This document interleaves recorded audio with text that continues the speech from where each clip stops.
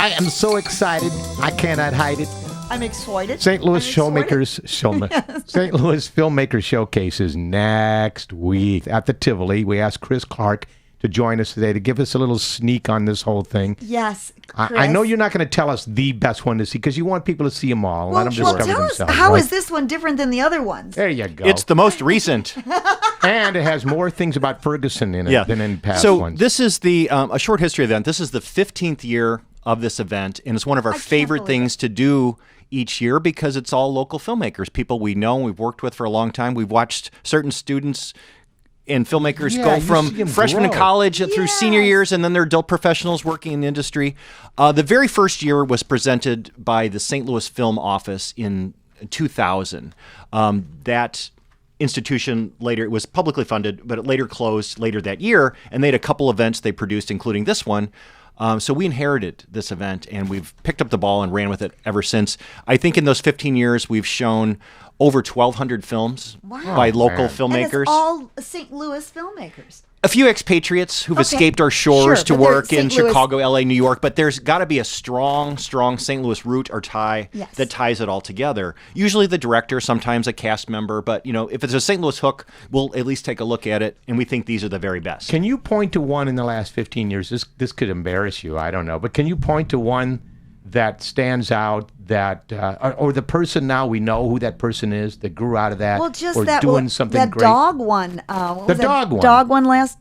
Marshall the Miracle Dog. Yes. There you go. Right. Yes. That got last national attention and acclaim. Yeah. Mm-hmm. I think you both know Wyatt Weed, local filmmaker who I went to Webster with. So I love working with Wyatt Weed. I've known him for almost 30-something years.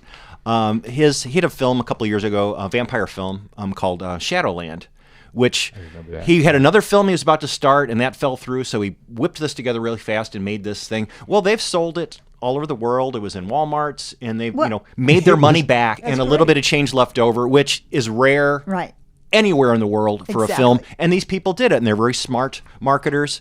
This year we have a trio of plucky middle schoolers, three 13-year-old boys who made this dark, bizarre 20-minute short, which really works. You can be a 35, 40, 50-year-old filmmaker and look at something some 14 or 15-year-old kid make and get ideas. Yeah, because they're thinking out there. And they have the time to think. Anyone can make a film these days. Anyone in this room, anyone in this building, because you have phones with cameras and videos. I was going to say even Joy, but that was going to be rude. I know. But anyone can pick up a phone and tell a digital, So, but have you told a story that I or anyone else I would point to would be interested in?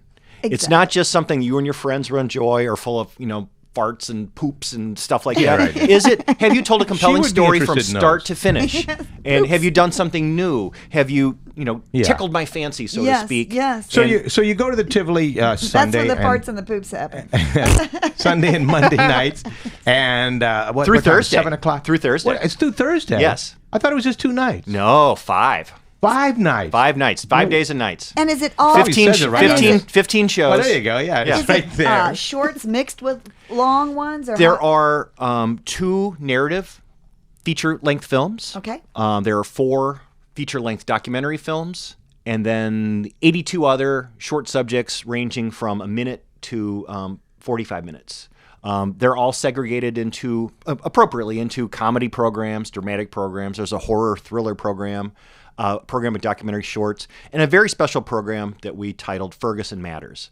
There are 6 different documentary shorts, all dealing with events from August 9th of last year through the present, and not all of them have negative connotations. Some actually are fairly recent and show some positive aspects that have come out of it, community gardens, and people trying to take their lives back. Is Ferguson Matters showing all at one time or spread out?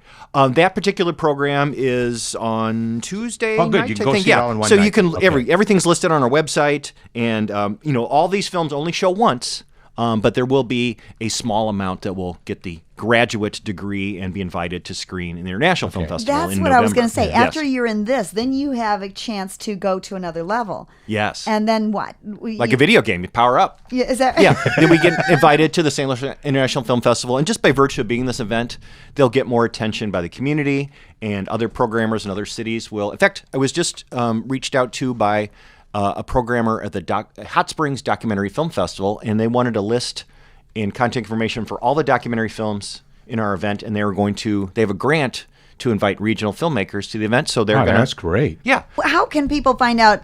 Can they go online and see a listing of something to get an idea of where they want to go and what they want to see? That is a great question, Joy. Finally. Yes. On our website, cinemastlouis.org, click on the St. Louis Filmmakers Showcase tab. Everything's listed chronologically with images and descriptions and full synopses, and in some cases of the longer films, trailers, Yes. so you can get an idea of what you're By going the to way, see. you can come by the Fountain on Locust and get this. Yeah, and this is a There's the whole fabulously program. glossy and beautiful Right out, publication. right on the entrance. You don't even have to come in. Yeah. Or which you can eat and look at this while you're eating. There you go. Good. Starts Sunday night, July 19th at Tivoli. Yes? Okay, I got that right. Yes. We'll see you there. Thanks, Chris. Okay, thanks very Thank much. you, Chris. And thanks to Clayton Bakery and Deli in Des Peres, offering fresh-made baked goods using recipes from St. Louis's earliest history. The deli portion of the bakery serves hearty sandwiches made with the finest meats and cheeses and fresh baked bread right from the bakery. 11,744 Manchester Road in Des Peres.